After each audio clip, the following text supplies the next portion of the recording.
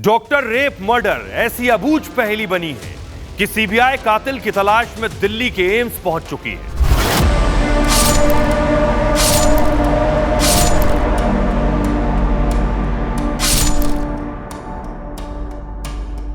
AIIMS की forensic team से मदद ले रही है। सीबीआई ये जानना चाहती है कि क्या रेप मर्डर में एक से ज्यादा लोग थे और बहुत कुछ है जो छिपाया जा चुका है। कई बड़े नाम हैं शायद जिन्हें बचाया जा रहा है, इसलिए सीबीआई 10 लोगों के पॉलीग्राफिक टेस्ट कर चुकी है जिन पर उसे झूठ बोलने का शक है। क्या किसी को बचाने में पूरा अस्पताल मिला हुआ है? इस सच को जानने के लिए हम चलते हैं 8-9 अगस्त की रात।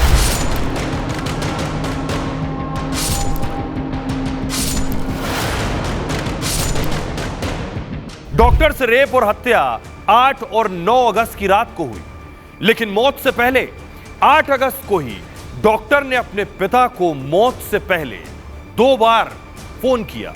पहला कॉल रात को 8:30 बजे और दूसरा फोन रात 11:15 बजे, यानी मौत के कुछ घंटे पहले।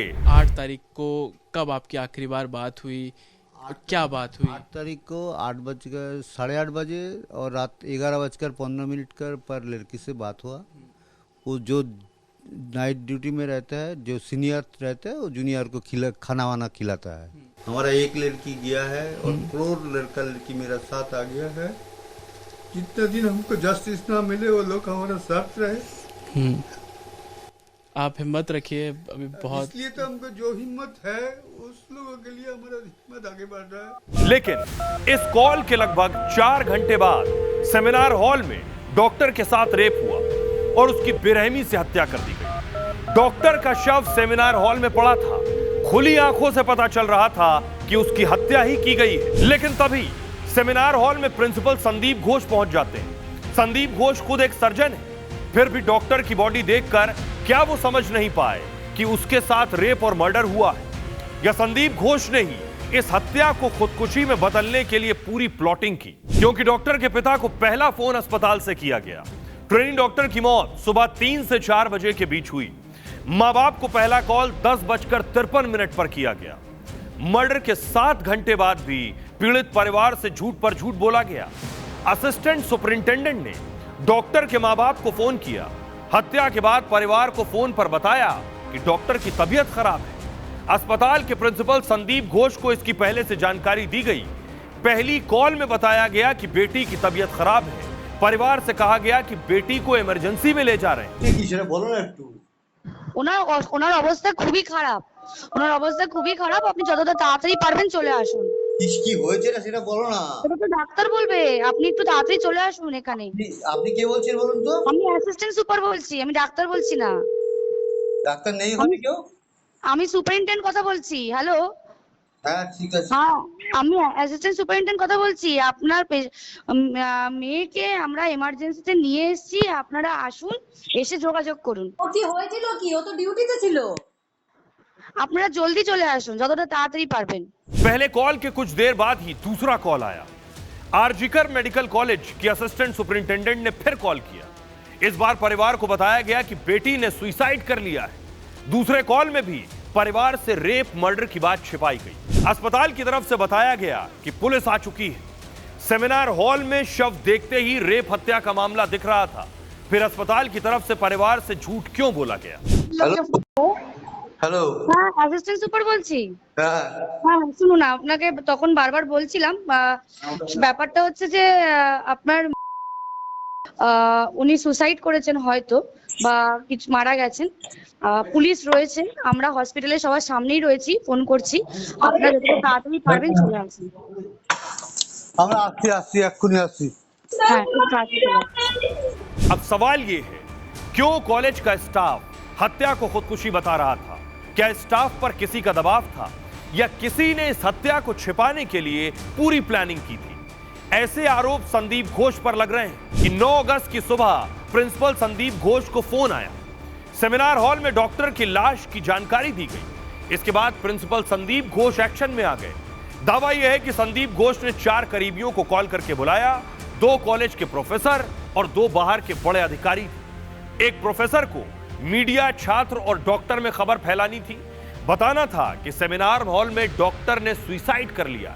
दूसरे प्रोफेसर को पुलिस को केस की जानकारी देनी थी। डॉक्टर की हत्या को सुसाइड जैसा दिखाना था। दावा यह है कि इस वजह से एफआईआर तक दर्ज नहीं की गई। ट्रेनी डॉक्टर के परिवार को भी सुसाइड की जानकारी दी गई। अधिकारियों के कहने पर सुसाइड का दावा भी मजबूत होगा। इससे कॉलेज प्रिंसिपल की भूमिका पर सवाल खड़े नहीं होंगे। हम लोग जब गाड़ी में बैठ गया उस टाइम में फिर फोन आया, बोला हमसे असिस्टेंट सुपर बोल रहा है लगता है आपका लड़की सुसाइड कर लिया। उसने सुसाइड कर, असिस्टेंट सुपरवाइजर ने बोला। असिस्टेंट सुपर ने बोला उसने सुसाइड कर लिया। डॉक्टर की मौत को खुदकुशी साबित करने के बाद जल्दबाजी में उसका अंतिम संस्कार करा दिया गया और यही वजह है कि सीबीआई की टीम जांच करते हुए मुर्दा घर और शवदाह पहुंच गई। अब ट्रेनी डॉक्टर की मौत के समय पर सवाल उठ रहे हैं। पोस्टमार्टम रिपोर्ट और डेथ सर्टिफिकेट में अलग अलग वक्त है। दावा यह है कि दोनों रिपोर्ट में मौत की टाइमिंग अलग है।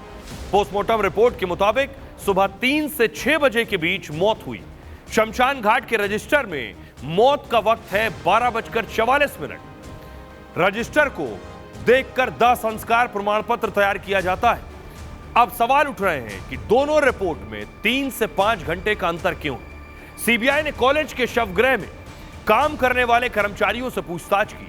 डॉक्टर के परिवार ने अंतिम संस्कार में जल्दबाजी का आरोप लगाया। 3 शव थे, लेकिन सबसे पहले उनकी बेटी का अंतिम संस्कार किया गया। शमशान घाट के स्टाफ ने भी जल्दबाजी की बात मानी थी। पुलिस के कहने पर अंतिम संस्कार में जल्दबाजी की गई।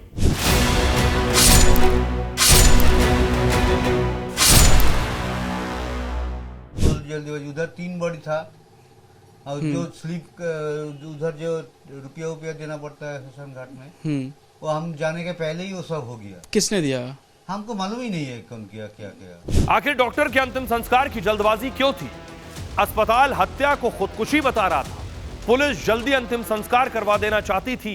2 बॉडी पहले थे तो पुलिस हमको बोला था कि हम लोग को एक बॉडी आएगा। पोस्टमार्टम जो बॉडी होता है तो 6-7 बजे के अंदर आ जाता है, क्योंकि उसमें डिकम्पोज होने का चांस था होता है, इसीलिए पुलिस बोला था थोड़ा जल्दी हो सकते तो कर दीजिएगा। इससे एक बात तो शीशे की तरह साफ है कि कई लोग सिस्टम में ऐसे थे जो इस मामले को जल्दी रफा दफा करना चाहते थे, या फिर किसी को बचाने के लिए कम वक्त में सब सेटिंग और प्लानिंग की गई। इसलिए सीबीआई अभी तक किसी नतीजे पर नहीं पहुंच पाई।